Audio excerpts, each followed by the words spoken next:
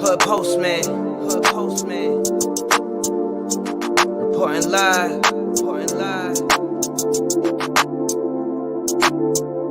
This the hood postman, come and check the program. You ain't from the streets, this is something you should know, man. Running from police, gotta grip the wheel with both hands. Speeding down the interstate, please do not approach him. 40s in the fridge, got the caddy in the driveway. Get all out of my face, I don't wanna violate. Looked up in the mirror and I told myself, why wait? We took this shit worldwide, you only in 5 states. Came from the 4 corners with my 4 quarters. Showed them the style, then they stole on us. Times got wild, then they told on us. Dog, it was hard, but we had to keep it rolling. You ain't gotta ask, you know where to find me. I be in the back streets where it get grimy. It's just me and Mel, Rennie looking Bride D. I be going hard till I'm in the 5 C's. Know the vibes, I'ma do it till I die. I ain't never switched sides, I ain't never had to tell a lie.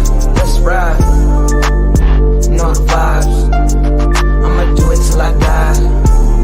I ain't never switched sides, I ain't never told them a lie. Let's ride. Hood postman, hood postman, hood postman, hood postman, hood postman, hood postman, hood postman, hood postman.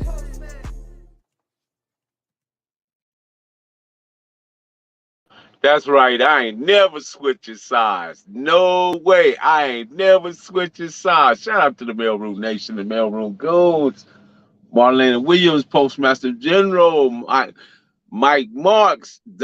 He's XL, y'all. He's XL Mike now. Start with what's good. What's your good interview we had yesterday? Michelle, I see you in there. How you doing? It must be cold in Colorado by now. I know it's cold in Colorado by now, Michelle. Shout out to everybody that's joining us today. I am Professor Melly Mel, the Hood Postman. Be sure to click the notification bell, like, subscribe, and share. Drop a comment down below. So when this dope content hit, it'll feel like it's the 1st and 15th. Today we are in the house. We got Killa Wayne, the hand god himself. We're going to talk about the hand god. You cannot even mention Santana without mentioning Killa Wayne. If Killa Wayne is not in the conversation or a part of the equation, then there's nothing. That's just the bottom line. But let's get to it. If you're blown into it, if you're in a circle, right, and the circle you're in and it don't inspire you, then you're not in a circle. You in a freaking cage. Get out that cage. Get out of that. Don't remain there. Run away. Do not be dismayed or with the brokenness in your section or in your hoods. All things break. That's just the fact of the matter. All things break, and all things can be mended. They can be mended. Don't worry about it. Not with time, but with intentions. And so go love intentionally, extravagantly, unconditionally. The broken sections in the hood await your light, your readiness, your will to embrace one another, no matter where you at, whether you're on the east side, the west side, the south side, the north side. We're the same people. We got way more in common than we do not in common. So let's do it. Let's get into it. Killa Wayne, right? How can I start this? I mean, there's so much I could say about Killa Wayne, because when you look at who Killa Wayne was in his rightful context, and he bought and what he gave, he was so impactful. And why he was so impactful? Because of who he was as an individual. He never wavered. You never seen him stand down. You never seen him in a difficult moment, tuck and go the other way. That's not who he was. His motto was, I am Killa Wayne. I jump on big boys only. He was stern in that. He was for real in that. And what he showed us coming up, he showed us exactly how we could stand on that and be about that life. Now, a lot of people take may not like how we talk about the culture, may not like how our culture came out. But here's the thing, I want you to think about this. A lot of people still watching Machine Gun Kelly, Al Capone, John Dillinger, Frank Nitti, all these gangster movies. At one time, these people were horrible.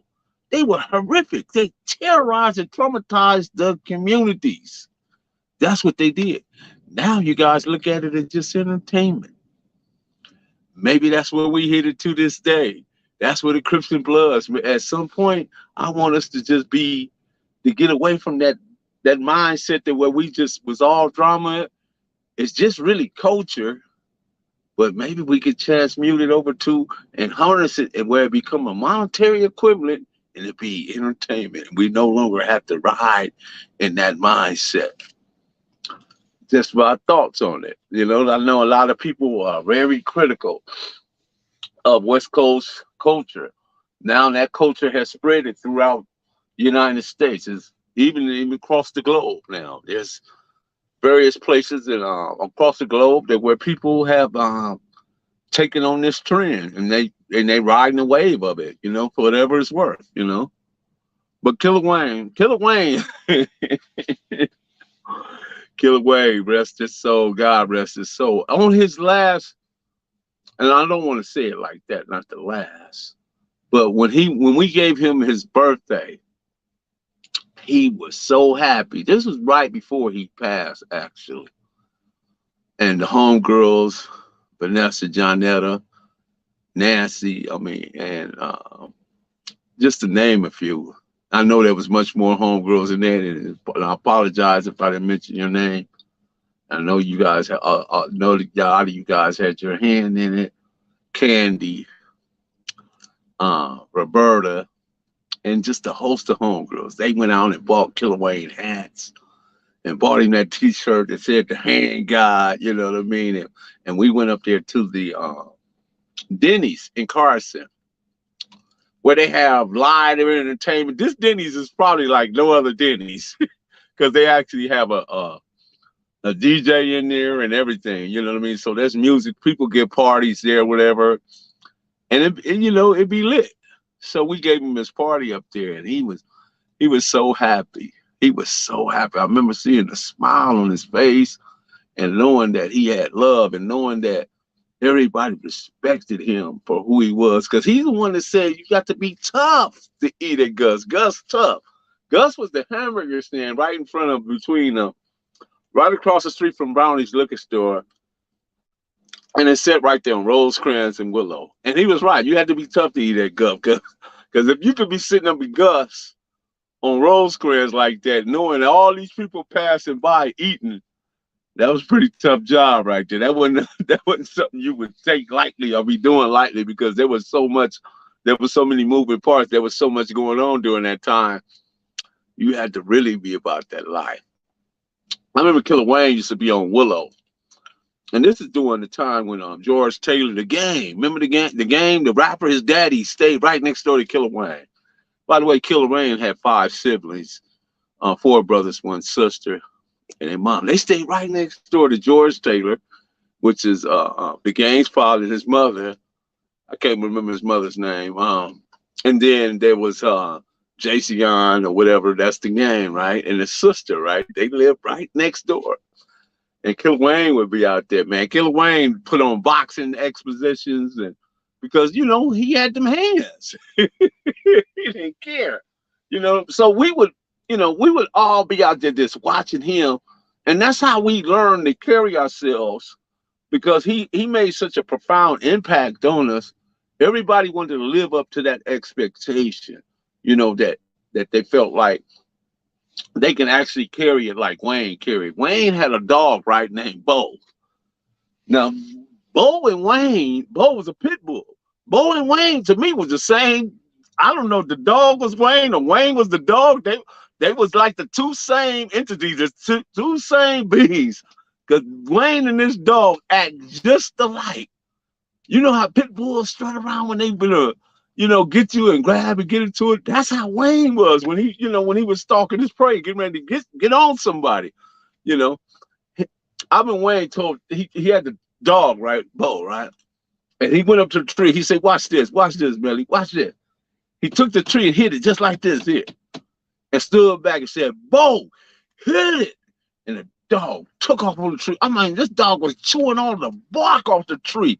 And I'm thinking like, man, this dog is crazy. You know what I mean? But I knew this dog was so, listen to Killer Wayne so much. I think the dog really belonged to Rudy, my homeboy Rudy, and New Bop. But somehow Killer Wayne, the dog was more affectionate and spent more time with Killer Wayne. And I don't know. I don't know if they gave the dog to Killer, but that dog was always with Killer. Always, always. So there were generations, at least 5 generations that Killer Wayne was masterful with, that he showed them how to actually, demonstrate how to be in it. Start with right on presets, be in this circle, what we know as the keyway. He showed them that. He showed them how to do it. He showed them how to live it. He showed them how to carry it. He showed them how to dress it.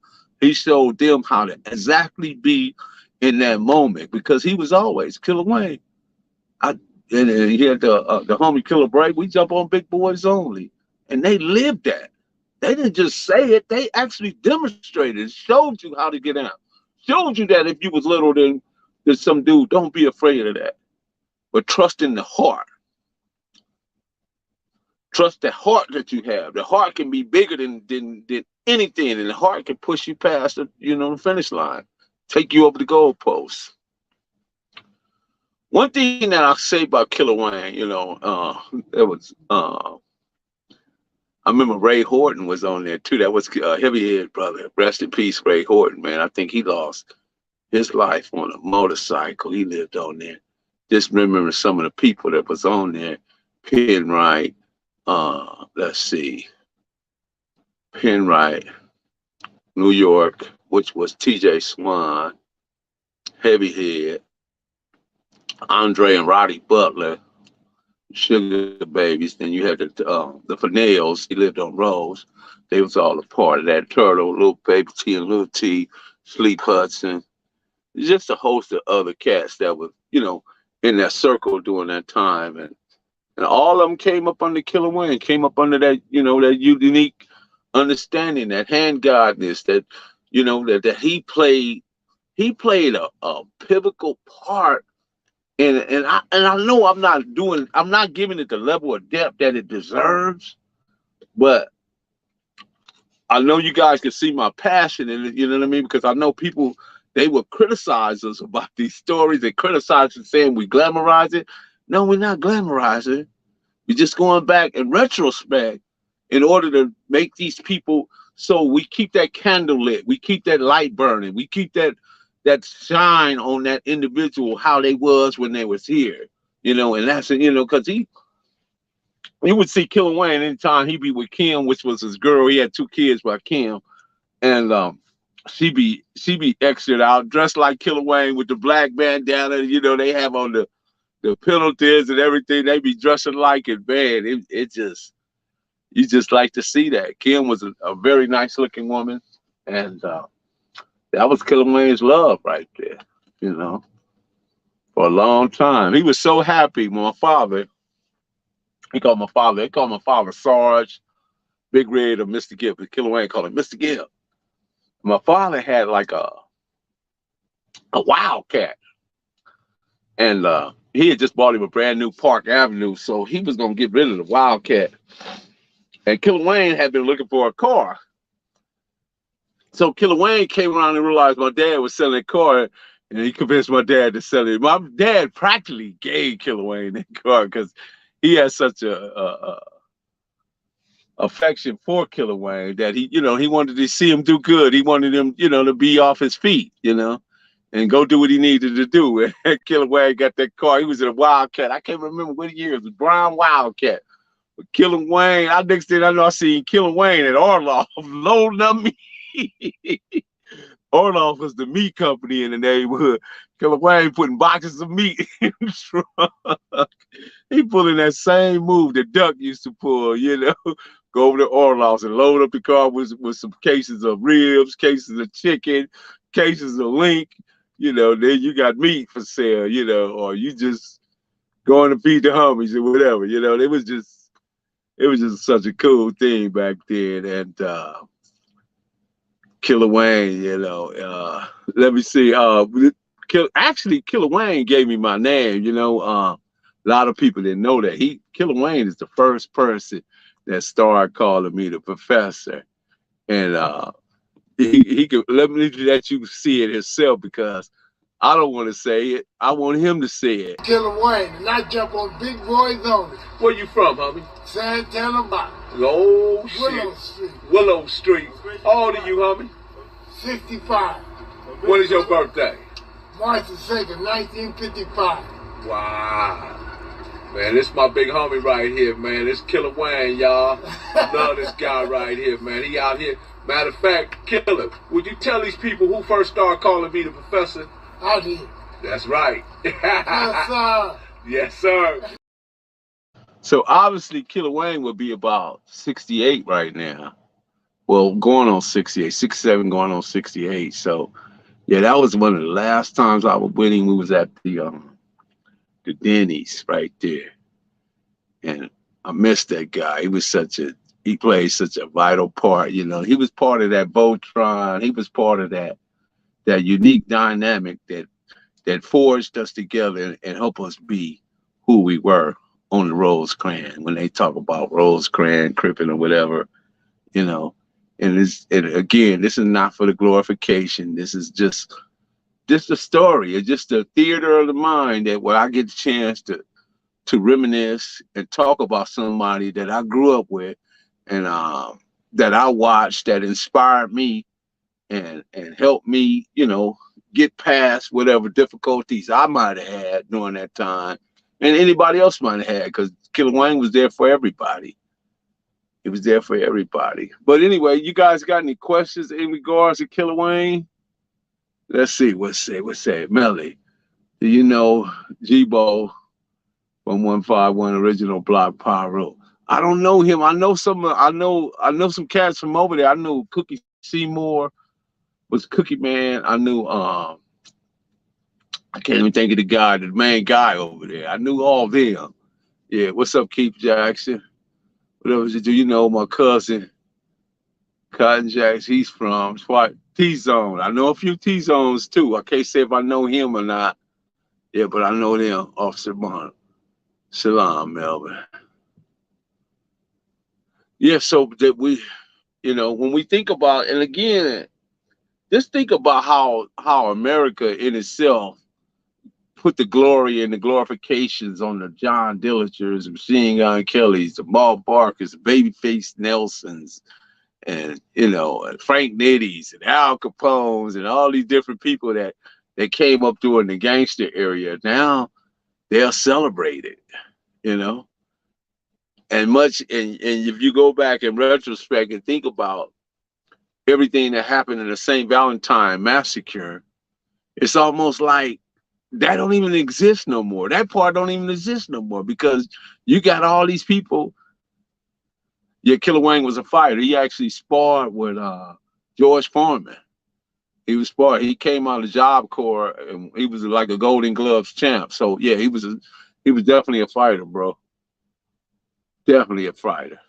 So again, you go back to look at how America put the glory, because think about this. America was founded on violence. The Americas was founded on violence. Look what they did to the natives. Look at what they did during the Boston Tea Party. Look what they did to establish the 13 colonies. There was a lot of murder. There was a lot of killing. So don't think that this isn't culture that we now live in. And I'm not trying to make an excuse for it, but I'm just trying to get you guys to understand the history and the nature of the country that which you live in. Don't be naive to that. Don't think that. Don't make them feel bad about what you do. Then I'm not saying that. I'm not giving you a green light to say black people should do this. When I'm saying that we should all just come together, again, don't be dismayed by the brokenness in the sections in the hood and all, because all things break. They do. And all things can be mended. So we need to get to the mending part when we mend our differences, figure out, because a lot of this stuff that we go through started over vagina. It started over just the minuscule problems of misunderstanding, miscommunications, people not communicating, just walking past each other, mad dog, and like you got that fist face on, you know what I mean? And it's just a lack of communication where, if you greet somebody with a wholesome face or jovial, as Marlena say, I'm jovial, smiling and say, how can they be mad at that, But if you walk up to them and with that hard fist face on them, then yeah, they're gonna take offense to that. We got to get out of that. Stephen Goodman, what's good? Yeah, he wanted to know, was Killer Wayne a fighter? Yeah, he was actually a boxer. He fight real good. Like I say, he was always slap boxing with somebody. There was a time when him, Bad Habit Rabbit, and Jonathan. And I'll tell you what happened with that, but I think Jonathan and Bad Habit Rabbit, they was gambling with Killer Wayne. And I don't know who cheated. I don't know any of that. I don't even recall that, but somebody grabbed the money, broke and ran, Killer Wayne chased him down. Shout out to Boxing Conversation with Reggie Owens. Salute, people. So I got that Jabba the Hutt story from you the other day, bro. I appreciate that. I looked on your page and I saw it and I just decided to speak about it. But anyway, and I gave you a shout out, by the way, when I talked about it. So they ran around the corner, around on Spring, tussling over this money. So both Rab and Johnson, they get on Killer Wayne. So Killer Wayne mad. He mad. So he got to get even. He got to get even. So during this time, Rab and Jonathan, they, coming into their own manhood, feeling themselves and doing whatever they doing, right? So Killer Wayne, he catch Jonathan going up to the liquor store, Brownies across the street, right? And when he go in, he don't know Killer Wayne outside. Or did Killer Wayne come inside? I don't know how that part happened, but I know Killer Wayne went to the ice box and got a bottle of Miller's and smacked Jonathan in the face with it and told him it's Miller time. Even knocked Jonathan. That's why we started calling him Joe Naked. Killer Wayne knocked out his teeth. I mean, true story. It's just funny, but yeah. If Jonathan listen, he know what I'm talking about. What's up, man? This OG Sean from St. Louis. What's up, Sean? What's happening with you? 19th Street. Okay. He cripping all day. Yeah, right on, man. Right on, Reggie. I see you. Yeah. Right on. Appreciate you. Yeah, so these are some of the things that happen, because here's the thing. Again, we forged together like no other neighborhood. I ain't taking nothing from none of the other Crip neighborhoods, but all them Crip head neighborhoods that was on Lalandra, they was safe. Because if you go all the way from T-Zone to Lantana to Tragnew Park, to Nutty Block, to Farm Dog, to Acacia Block, I mean, all the way down from Gardenia, all the way down to Lang Drive. There was nothing but Crips. Who were they really fighting? I'm not taking nothing from them. I guess when they go out their neighborhoods, they get into it. But I'm talking about Santana was between the 135s, the West Side, Cavalier Parks, the Cedar Blocks, the Fruit Towns, the Mulberries, the Treetops. Then you got the Elms, the Looters, the Mob, the Limes, and the Cross Atlantics. We in the middle of all that. So we was forged together like no other hood. And to prove it, you know what I mean? It just, Killer Wayne, and I'm sure, later on when Turtle and some of the other homies was, you know, taking the ring and taking the keys and putting it in the car, starting up and running it, you know. It was just, you know, here you go, right here. Watch this. Spartans! What is your profession?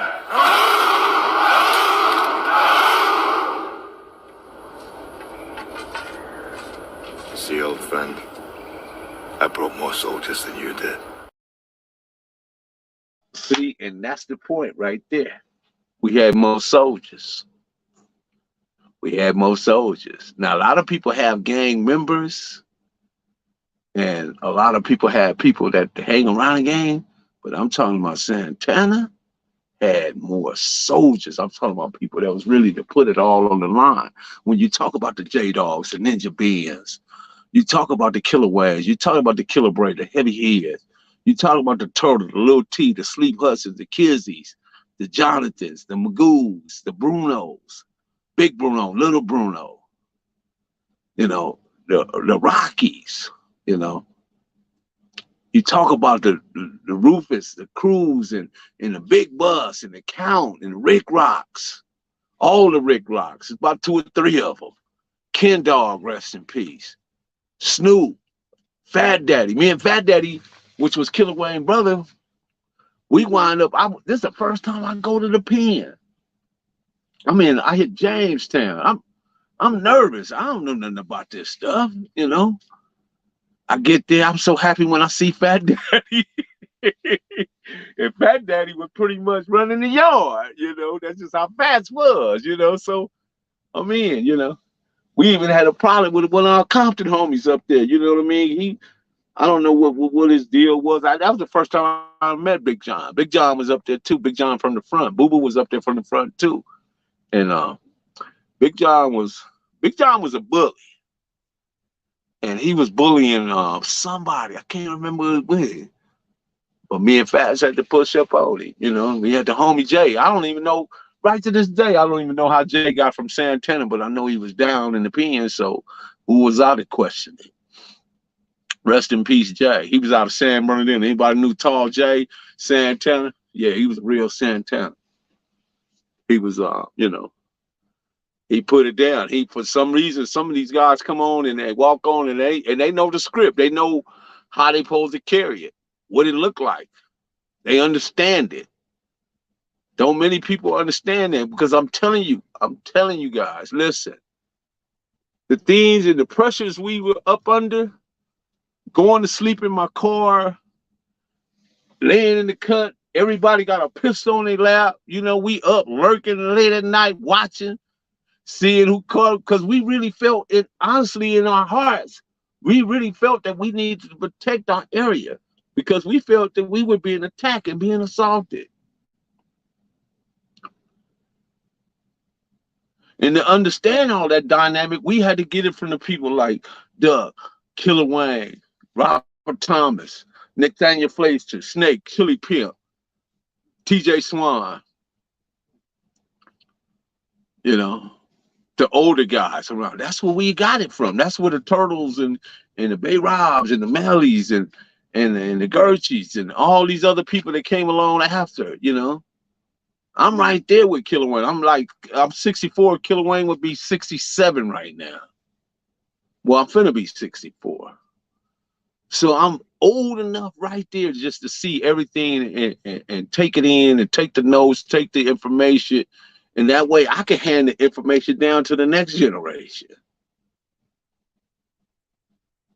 And hopefully I did a good job at it, you know what I mean? And hopefully that, because I know Turtle did an excellent. I mean, you know, he was a great dude, you know, in that sequence. Can't take nothing away from Killer Wayne. What's up, Kiva? Yeah, we got attacked from the police so much. You know what I mean? But then, you know, it got to the point where Turtle started paying the police. You know, he figured out a way. That's the genius of Kenny Wayne Johnson. Say, we're gonna run this with impunity. Pay the police off. We didn't even have to worry about Compton. They was more like they was attacking the Bloods because we had sense enough to pay them. And I ain't taking nothing from nobody. I'm just explaining it to you guys the way it was done. You understand? You know, there always had to be a method and a rhyme to the madness and the reason. You 64 throwing shots at Kid Mac, who gave you a platform. What are you talking about, bro? That's my guy. I don't, you know, I don't know where you coming with that, but I guess, I guess that's how you feel, But anyway, that's what you see that's the problem right there. When people come on your platform and assume and try to figure out whatever's going on inside their head really don't exist nowhere else. That's just something going on inside their head. They get confused about because there's multiple stories out there. There's multiple neighborhoods, and everybody get a chance to tell their version and how they would articulate these stories. There's nobody that this stuff doesn't have a patent on it. That'd be the same like if John Dillinger got mad because Machine Gun Kelly was telling his story. He can't do that because Machine Gun Kelly's story was different from John Dillinger. Al Capone's story was different from Frank Nitti. Nobody's story is the same, bro. Everybody's experiences are different. It's called the experience and perception of that reality. Whatever your reality is, you get to reflect it back to the people that's listening and watching. Now, if you got a problem with that, then I don't know what to tell you, But hopefully, hopefully you get it. Yeah, no, I don't feel. Sometimes you got to just, kind of explain it to make sure. I want to make sure you guys understand. I'm not concerned about no troll, and that's just what it is. Because some people try to come source some type of distinction or put something in it to make it, because some people are just addicted to drama, very addicted to drama. Yeah, that's right. That's right. Kiva, tell them again. Because I had great relationships with my Pyrus, I went to school with them dudes, and I'm telling you, it was different than it is now. A lot of these kids, they don't have relationships, or the kids now don't even read and write. They don't know how to write in cursive. They don't even know how to, remember back in the day, we had phone books. We had little black phone books. We would write all our little girlfriends' numbers in them, We didn't have all this stuff we have now. I think technology is kind of spoiling us and ruining us at the same time as it's giving us a better way of communication, but is it really good for us? I don't know. I'm going to leave you guys to answer that question. Shout out to Marlena Williams for being on top of everything.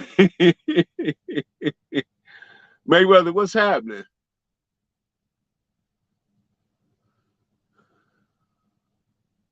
Yeah, I know about OG Bojangles, man. Bojangles, man. Bojangles wasn't to be played with, man. See, that's the thing about it too, Kiva.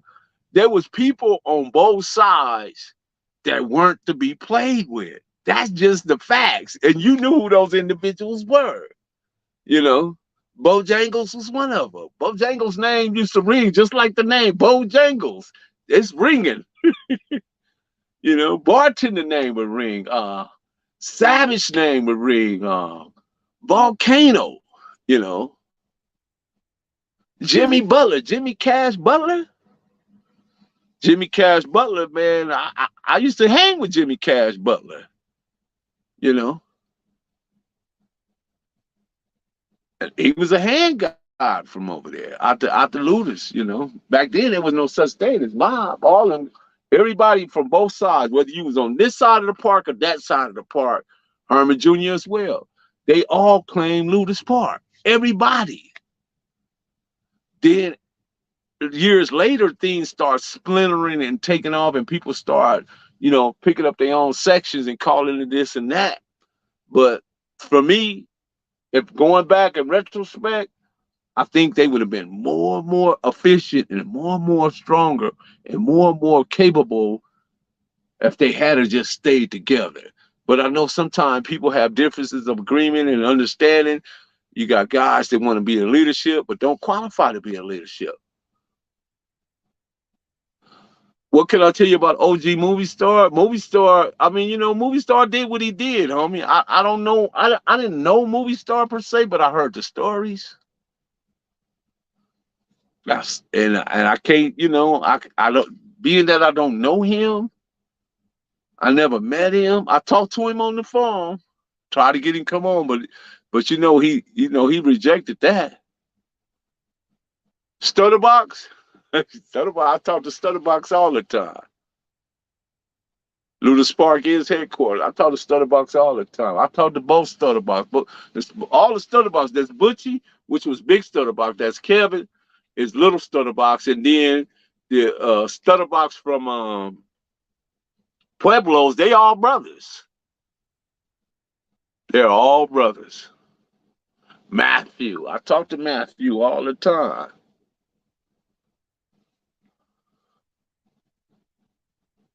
I went to school with Johnny Ziegler and all the bishops, the original bishops, Monster and Swan and let's see, Master Blow, Master Blow, uh, Baboon. Baboon was a little short character. I mean, he looked just like off the film. Baboon. He looked just like the character off there, you know. I remember when the Linwood Inn Hoods, when they was Bloods. Yeah, they were Bloods before they was Linwood Crips, you know. So there's a lot of history that people don't necessarily want told, or they don't like it out, or they don't like how they started off, and then they might have started off one way and became something else, you know. Just like West Park started off as one thing and then became something else. What up? Oh, gee, I heard Easy E is officially with Santana. Nah, Easy E was from Atlantic Drive. I found that out, you know. Shout out to Aldridge. He corrected me on that. So sometimes I can be corrected, and I'm not say afraid of when I get something wrong. You know, I can come back. Who was Killer Wayne known for going hand in hand with? He was known for going hand in hand with any and everybody, homie. And I don't want to embarrass nobody, so I ain't gonna say their names. But I tell you what, I never seen Killer Wayne lose a fight. I'll tell you that, but so he was a true hand guy. I'm telling you, man, there was some times when Killer Wayne and the other person didn't fight for whatever reason. You know, I seen him get ready to go with my homeboy Blue Boy, and for whatever reason they didn't fight. You know, where did the name Stutterbox come from? I used to be in correspondence with Little Stutterbox and Stutterbox from Pueblos. Okay, okay, I think Butchie started that name. His brother, Kevin's brother Butchie started the name Stutterbox, and the other Stutterbox just took it on too. I was born in the early '90s. I still write cursive. They must stop teaching in school during the younger generation. Yeah, they do, man. You know, it's a lot of kids that don't know how to write in cursive. Some kids don't even know their freaking address. Yes, when their address. And I had a kid one time, right? And I was taking him home. He lived in San Bernardino. So I'm asking him, what's the address? And because I want to put it in navigation, he said he didn't know it. He just knew how to get there. I'm frustrated at this part because I don't really trust if he really know how to get there. You know, so sure enough, he really didn't know how to get there. He knew where the area was. He knew he got us in the vicinity, but he just couldn't grab it. You know, so I wound up had to call somebody and say, hey, where's this kid's address? And they told me, Big Rat, who just died from 5'9". I didn't know Big Rat from 5'9" Hoover. I know a lot of Hoovers, but I did not know him. Rest in peace to Big Rat, though. Rest in peace to him.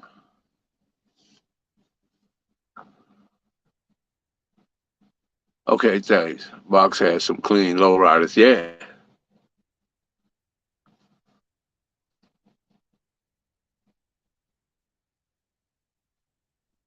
Yeah, that's all he said. Just drive around. We eventually get there, Marlene. I guess that was his plan. You know, you be shocked by some of these kids, man. You ain't never lied. They can't even read analog clock with their hours and the minute hands. Yeah, man, you know. And that's something that I think we should be concerned about that because I don't want to see no more gangbangers, right? I want to see doctors, uh, engineers, journalists. I want to see astronomers, mathematicians. I want to see those kind. We got enough rappers. We got enough basketball players. We got enough football. I mean, you know, that's always going to replenish itself. But what I'm saying, we don't need all the black kids trying to be just that. From boxing, he was boxing in Job Corps. He was boxing in Job Corps. What up with OG cousin Cotton Jackson serving 120 years for the murder he did due to the A7. Wow, that's a lot of time. What county did he get that in? San Bernardino?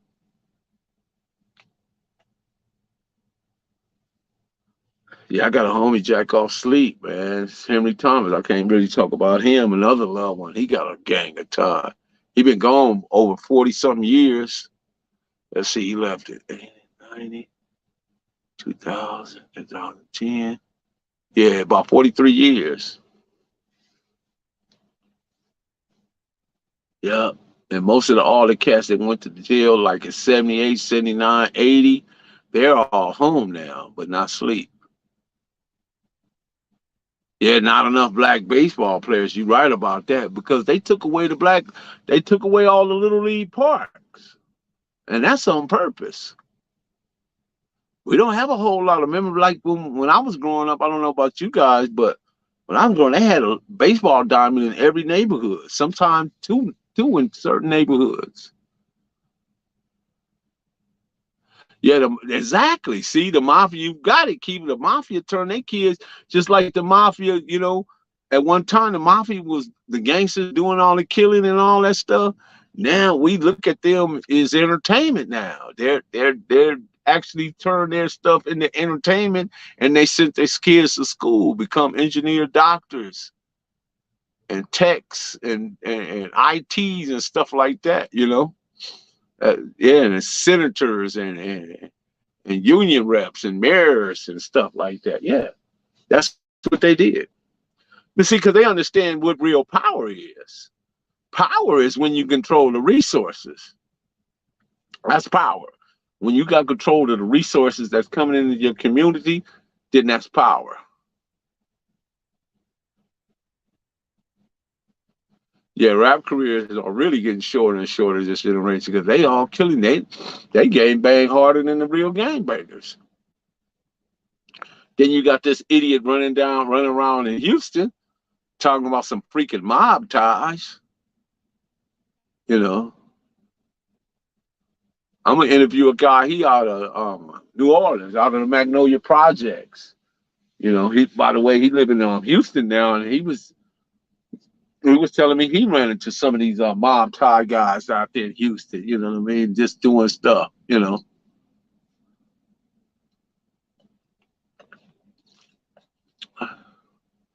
Yeah, we need to start owning the team. You right, Tutamulan. You right. We don't have enough owners. We don't have enough head coaches. None of that. You know. You know what these people understand about all that is that just think about it. At one time, they was real hell bent with keeping you from playing football, baseball, basketball, running track, golf, all that, tennis, all that. They didn't want you to be in it because they already knew that if you got in it, at some point you would take it over. If you look at the football league, it's probably over 70% black players. The NBA is definitely over 80% black players. But baseball, not so much. That's the last holdout. That's why you can see where they took the little league programs out of our communities, you know, to slow that down. We took track and field. You don't see no white men out there trying to run no 100 meters or run the hurdles or the 200 or the 440 relay. They just don't do that. Or doing the the long jump and stuff like that. Oh, they're pole vault or something like that. But I'm talking about the real where you really got to show what your wheels is like. You know, if you got the wheels, how do we control the construction like the mob? We got to control the collective bargaining. They control the unions. That's how they control it.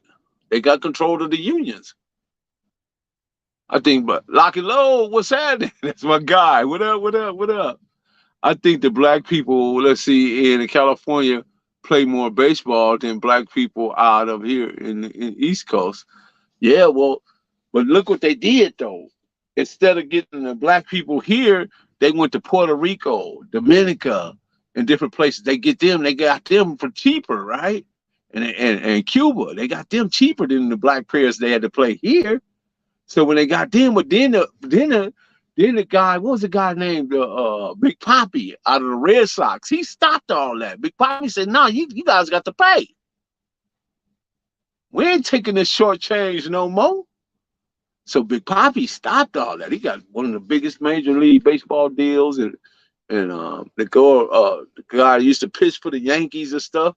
They got major deals. So now even the black players that's coming from Puerto Rico, Dominica, and various other places where black people are, Colombia, whatever, you know, they pay good now. Lock and Load, 213 Cali, the beast in the football.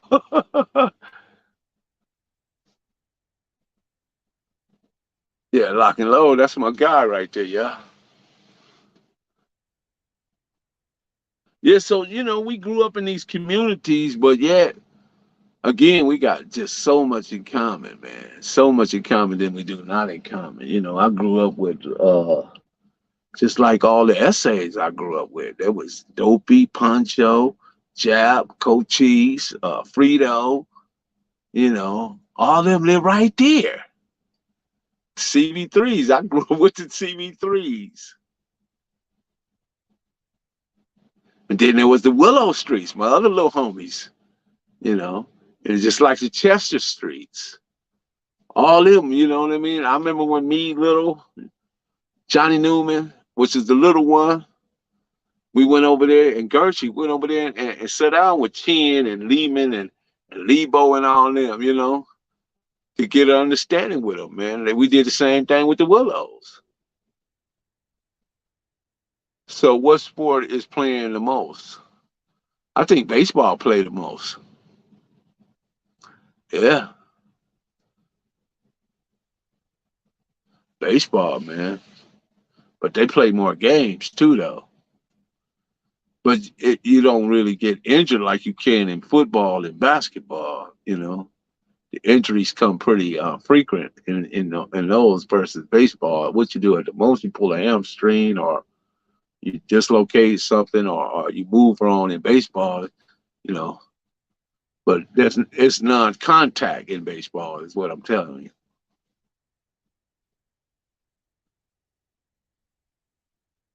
Who I think will win a head up? That's a hypothetical, man. I can't, they both was good, But if I had to put money on, I'm putting my money on Wayne. You know that. It's hypothetical. Yeah, the money is guaranteed. You're right. It's guaranteed over there. Somebody said the bully is winning. The bully. Yeah, the bully was another, I didn't know the bully personally, so I can't say nothing about the bully. Yeah, I didn't know the bully.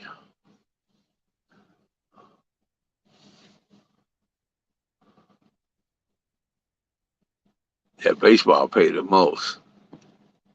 Man, you guys be sure to hit them thumbs up, man. This is important. Let's trigger the algorithms. Get this, because we talking about something over here. We talking about,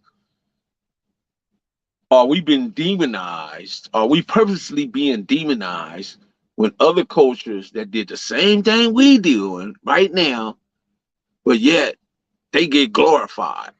The whole Italian mob You don't see Sony, Warner Brothers, Meyer, Goldman, Meyer, and all these. You don't see them turning that content down. They put it out there. They making money off of that. So why can't we do the same with our content, right? It's the same thing. It's just the skin color is different. What's the difference between a Killer Wayne and a John Dillinger? What's the difference between a Puddin and a Bonnie and a Clyde? You know what I mean? What's the difference in a Bonnie and Clyde and a Cynthia and Cynthia Nunn and Puddin? What's the difference? They skin color, right? But yet they all during their time, they all had like the same type of a attitude towards certain things, right? You know, go hard or go home.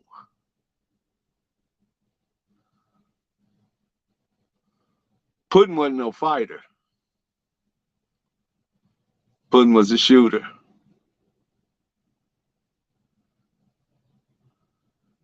Do you have any Michael Stone stories? I used to see Michael Stone. He was just a big old brute. Michael Stone was a bully, man.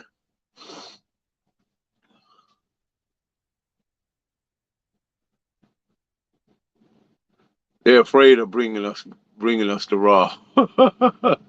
Baseball is what is boring on TV. When you actually go to the game, it's better. Yeah, that's true. I agree with that. I used to play baseball. I grew up in a baseball park. You know, Oaks Park was a baseball park, and some greats came out of there. Kenny Landreau played there. Lorenzo Romar played there. The O'Bannons played there. Huey Brooks played there.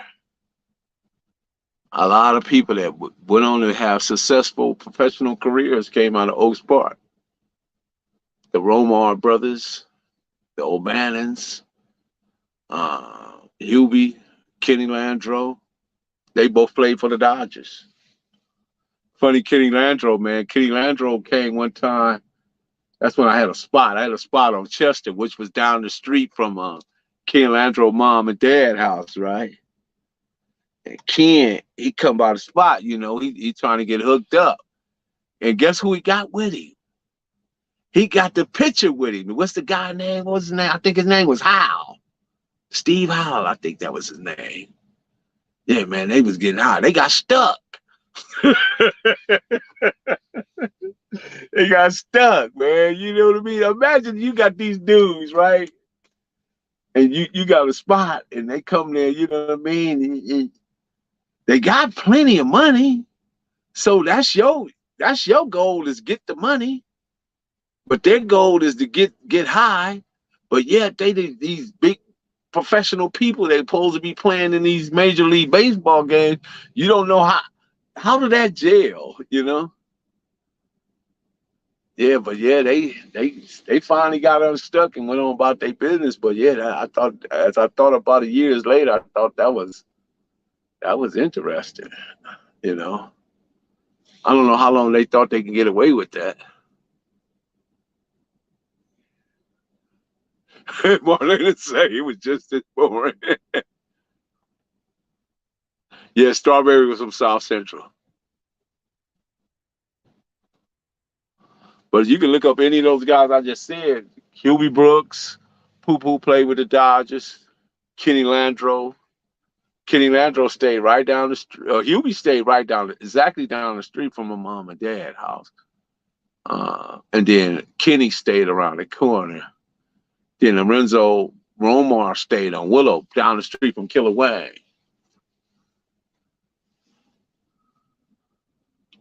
Yeah, I'm gonna get Brummy to come on here too. My homie Murray Brumfield. He's doing real. He actually was original Oaks Park. He broke the Latino hip hop.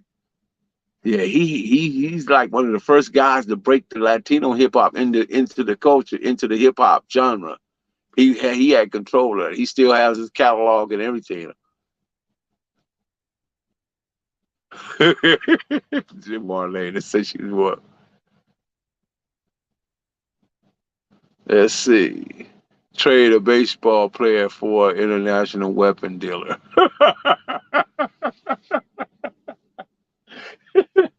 Yeah, You know, Russia, that's crazy. Russia got the plug back and we got Juana Man back. You know, that's what we got, you know. They got the plug back. Cause there's a guy, this guy's called the Merchant of Death. Imagine that. To have a name like that, he had to be something, really, you know. What Michelle say?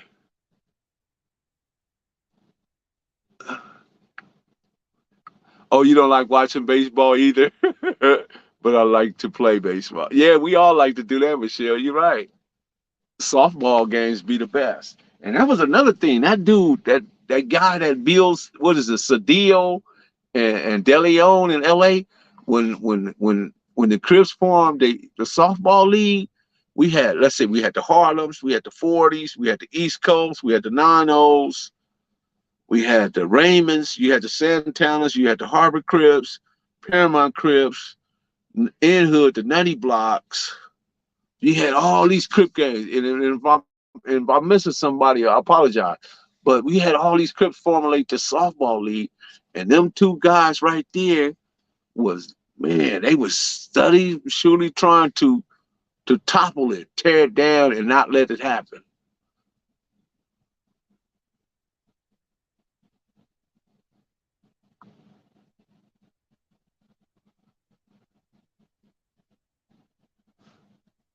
I don't know what's that about, Keith.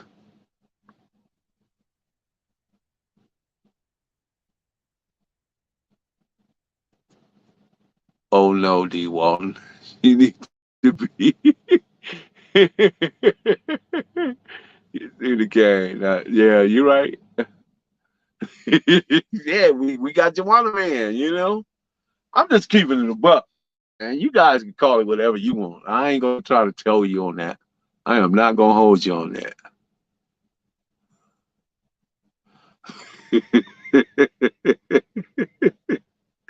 I ain't gonna hold y'all on that. Don't hold me on it either. But y'all know what I'm saying, though, right?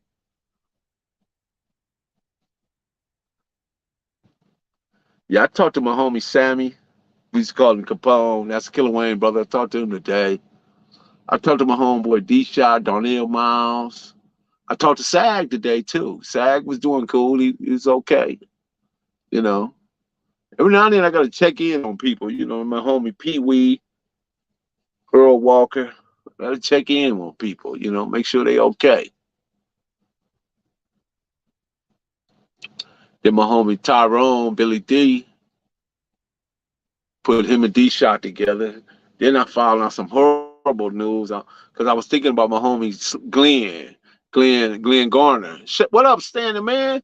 I was thinking about Glenn Garner. It was on my mind all day. So I hit his daughter up to send me his number. And then she said, Mel, my dad passed. I'm like, huh? I knew he was living out of town, you know, and he was, you know, doing his thing, whatever, but I had no idea. That show you we gotta stay connected. We gotta check up on one another. We never know, you know.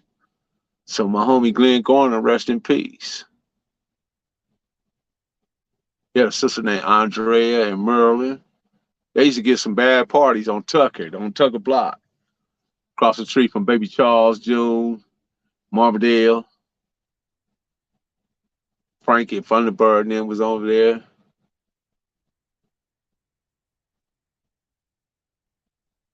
That's like one of the first times I ever saw Putin was at that party over there on Tucker. That had to be around about 73. Yeah. It's the first time I ever saw it and knew at that point I knew who he was. I heard the name, but I never saw him before. Yeah, but he came over there with a bunch of Bojangles and all a bunch of them, you know. That was always happening too, that a lot of, you know, Parus would show up at a party, a lot of Crips would show up at a party, you know. Sometimes there'd be some words exchanged, there'd be a couple of fights, and then somebody let off a couple of shots, and everybody scattered. Gus Burger, good. We couldn't go. Yeah, you got to be tough to eat at Gus. Gus, man, Gus was a Eating that Gus and sitting out there on the benches with damn near death sentence.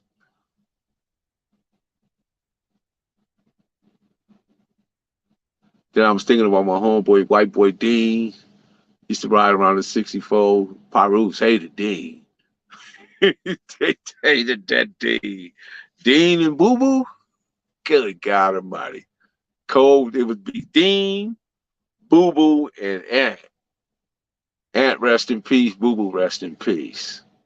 And I don't know where Dean's at. But yeah, they would be. Dean had a Primer 64. And all the Bloods knew that car. They knew that car. And then there was a white boy over there with them named Deesman, white boy Deesman. He was a pyro. He used to be with Frankie Lasagna, bartender, Malcolm, Tony and then Washington them. Yeah, Deesman used to be coming through too. He had a sister named Linda Deesman. Yeah, so there's been a fair share of white boys that have been, over there and he's involved in all this tribalism. Essays, it's not limited to just black people. Just people that grew up in that culture, grew up on those blocks in those areas. Well, I appreciate everybody for dropping in. Once again, watch this. This is how I felt. This is how we felt right here. When we was doing what we doing, this is exactly how we felt. I don't think it can be said no better. Spartans! What is your profession?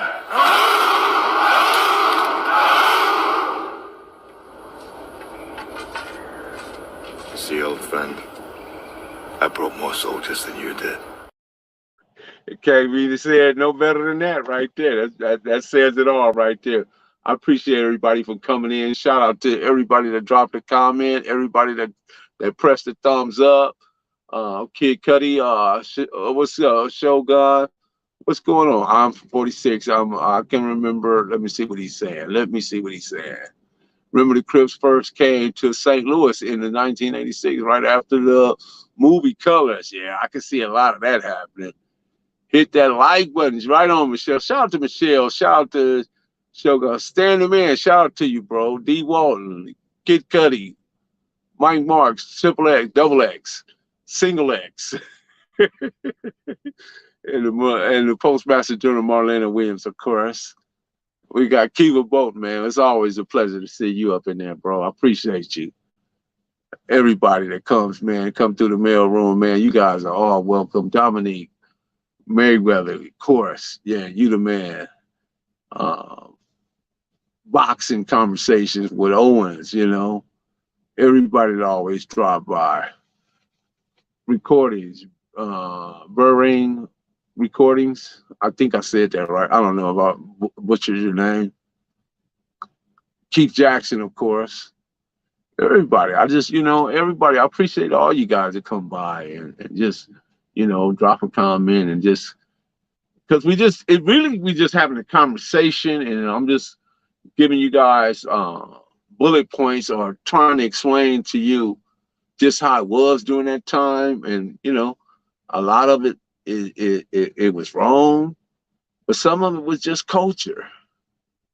That's just it. You know what I mean? And much as people want to demonize it or whatever, that's fine. That's fair. They get to say what they want to say or believe what they want to believe. But at the same time, we the ones had to go through it. We know it better than they do, right? But once again, I am Professor Melly Man, the Hood Postman. Be sure to like, subscribe, and share. Drop a comment down below. So when the dope content hit, it's going to feel like the 1st and the 15th, y'all.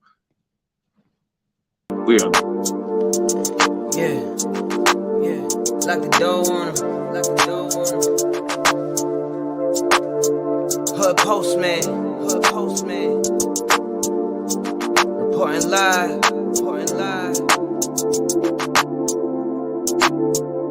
This the Hood Postman, come and check the program. You ain't from the streets, this is something you should know, man. Running from police, gotta grip the whip with both hands. Speeding down the interstate, please do not approach him. 40s in the fridge, got the caddy in the driveway. Get all out of my face, I don't wanna violate. Looked up in the mirror and I told myself, why wait?